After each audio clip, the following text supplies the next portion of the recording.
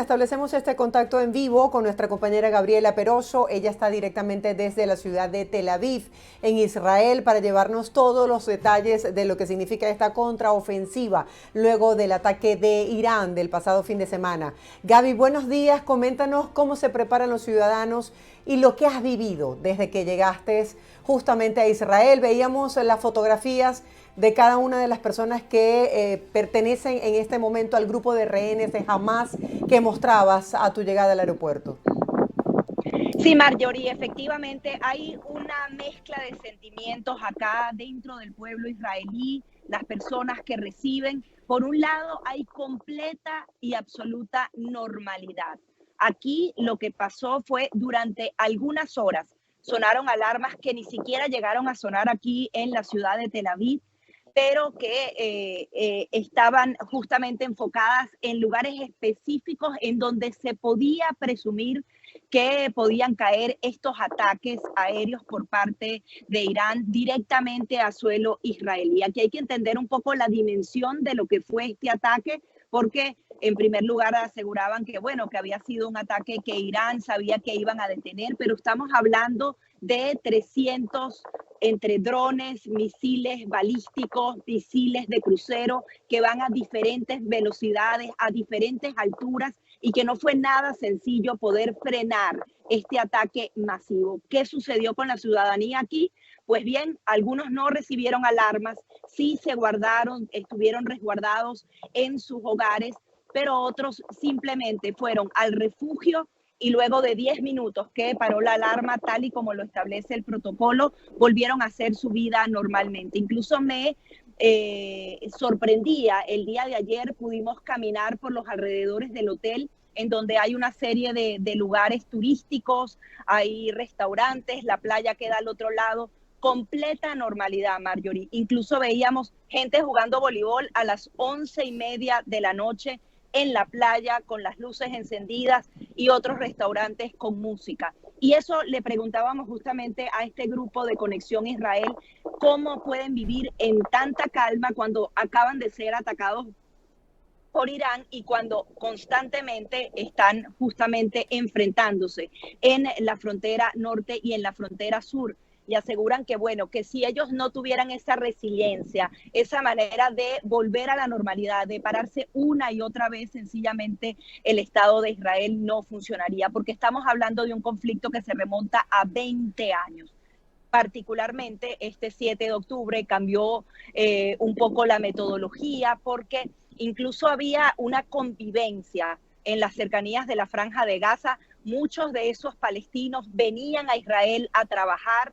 Muchos de los que vinieron luego a asesinar a las familias eran parte de los trabajadores agrícolas que poco a poco comenzaban a hacer una vida. Y de alguna manera los israelíes se relajaron, por así decirlo, y quizás los servicios de inteligencia fallaron. Ellos aseguraban que el grupo Hamas, si bien iba a seguir esa lucha contra el Estado de Israel, tenían ciertos beneficios económicos, había prosperidad y muchas de esas personas se veían beneficiadas. Sin embargo, fue un ataque que planificaron durante años. Nosotros en este instante, Marjorie, nos encontramos en una de las sedes del ejército israelí. Estamos 100% resguardados por efectivos militares y vinimos a este lugar en particular porque hay una cantidad de grabaciones que, si bien se hicieron a través de las cámaras de tránsito, a través de las cámaras de seguridad en general, también fueron tomadas de esos secuestradores, asesinos que ingresaron ese pasado 7 de octubre y que celebraban la muerte de israelíes, personas que llamaban a su madre a decir, maté a 7 israelíes.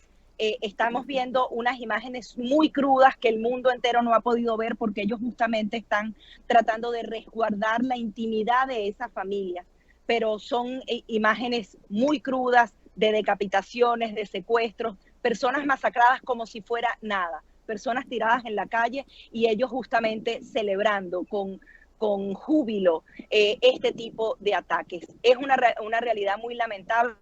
Estamos en este momento en esa parte del video. Somos un grupo de periodistas hispanos que fuimos trasladados hasta acá, a través de Conexión Israel. Y durante toda la mañana, aquí son 7 horas más, aquí prácticamente ya son las 2 y algo de la tarde, pudimos conversar con las personas que han hecho esa coalición. Se ha hecho un fórum de todos los familiares de las víctimas que precisamente están tratando de presionar para que haya una nueva negociación y haya una nueva liberación. Hasta ahora han sido liberados 113, hay 133 personas que se encuentran entre muertos, desaparecidos y secuestrados. Incluso aseguran que hay 36 que murieron. Vamos a escuchar lo que eran las palabras de uno de las personas que fue embajador de Israel en la India. Él fue cónsul de Argentina y particularmente él vive la tragedia 2 veces porque en el pasado,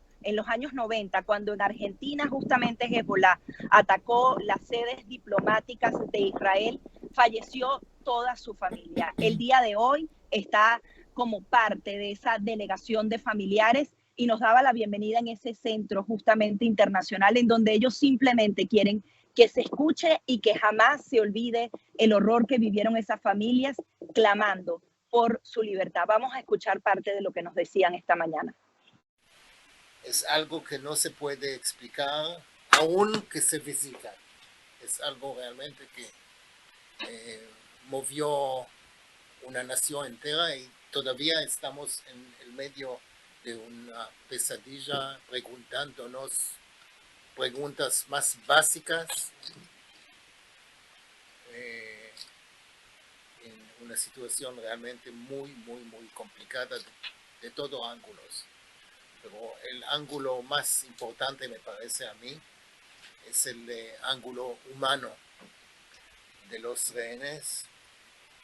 Hoy en día, 133 secuestrados en manos de una organización terrorista Hamas. 133, pero 36 en este momento están muertos, confirmados, con los cuerpos en manos de los terroristas. Veíamos justamente esta representación de los familiares y él tenía un collar que ahora lo tengo yo, no, me lo entregó particularmente a mí, un collar que justamente diga, tráiganlos a todos a casa ahora. Y utilizan la palabra ahora o ya, porque es el clamor fundamental de las familias. Adicionalmente, pudimos conocer también el testimonio de otra de los integrantes de este grupo de familiares. Su yerno fue secuestrado, la hermana de su yerno fue secuestrado y ese yerno dejó a su hija embarazada. Ella vivió este ataque embarazada y comentaba parte de lo que fue ese terror que tuvieron que vivir tanto ella como sus hijos. Pero lo que pasó este 7 de octubre fue algo completamente distinto. Mi señora y yo a las 6:30 de la mañana nos despertamos por los ruidos, por las bombas que caían, por las sirenas que no paraban de tocar. Inmediatamente llamamos a mi hija, la más grande, se llama Sigal, casada con mi yerno Dolev, que está aquí, que vivían en el Kibbutz Nir Oz. Kibbutz Nir Oz limita con Gaza a 1 kilómetro 200. Cuando pudimos comunicarnos con ella, ella ya estaba encerrada en el cuarto de refugio, como se dice, en la casa con sus 3 criaturas y embarazada de 38 semanas. Estaba escuchando todo el tiroteo por fuera, las bombas de RPG, no sé si ustedes lo llaman así, RPG, que son contratanques, pero que las tiraban a las casas. Gritos, gente que hablaba solamente en árabe fuera de la casa y tratando de mantener a sus 3 criaturas en silencio total para no ser escuchada que estaba dentro del refugio. con miedo de entrar en contracción por su estado de gravidez adelantado. Sin comida, sin agua, sin nada. Fue tan impresionante y tan imprevisto todo esto que en cierto modo entraron en un estrés impresionante. Imaginen el horror que tienen que vivir estas familias, la incertidumbre. Ellos no tienen ningún tipo de noticias de los familiares. Justamente su esposo, que vivían en un kibutz, se conocían desde que eran apenas unos niños y habían hecho su vida juntos, habían tenido sus hijos juntos, no pudieron ponerle el nombre a ese niño que nació luego con su padre en cautiverio. Es la realidad de los secuestrados, muy dura, Marjorie, y adicionalmente aquí, ya hablando un poco de lo que sería el conflicto como tal, pareciera que no hay una salida, porque los israelíes aseguraban que tienen esa disyuntiva entre seguir atacando de manera militar muy fuertemente al grupo terrorista Hamas, que no son los palestinos, se trata de un grupo terrorista que ha tomado completamente esa franja de Gaza y utiliza a los civiles como escudos humanos, o tratar entonces de buscar algún tipo de solución. Dicen que cuando bajaron la guardia, por así decirlo, y comenzaron esa convivencia, esto se terminó en una tragedia para ellos. Adicionalmente está el tema de Irán, que es muy preocupante. Israel tiene que dar una respuesta. Ellos han asegurado, la vamos a dar, pero en la forma y cuando a nosotros nos convenga. Ellos no deberían permitir, por lo menos así, eso es lo que expresan los funcionarios que han estado con nosotros, no pueden permitir que hayan atacado directamente su territorio desde otro país. Irán tiene años, más de 20 años atacando a través de sus proxies, a través de algunos grupos irregulares como Hezbollah o la Yihad Islámica, pero no lo habían hecho directamente. Esto no tiene precedentes y no es un ataque menor, porque como te decía, fueron más de 300 proyectiles. Es un ataque muy grande. Lo que pasa es que las autoridades militares israelíes tienen 40 años desarrollando un escudo militar increíble, y adicionalmente se trató de un operativo que no solamente involucró a Israel, sino incluso también a países vecinos y a las grandes potencias del mundo, entre ellas Estados Unidos y Gran Bretaña. Así que es una situación muy difícil. Ellos no han tampoco cumplido sus cometidos. Israel incluso le ha tocado que en una confusión asesinó a 3 de sus propios secuestrados. No han podido liberar al resto y adicionalmente tampoco han podido reducir el poderío de Hamas. Hablan de que solamente han podido desactivar un 30% de esta organización terrorista y la finalidad de ellos es destruirla por completa, así como también Irán y algunos grupos palestinos quieren la eliminación total del Estado de Israel, así que se trata de una guerra existencial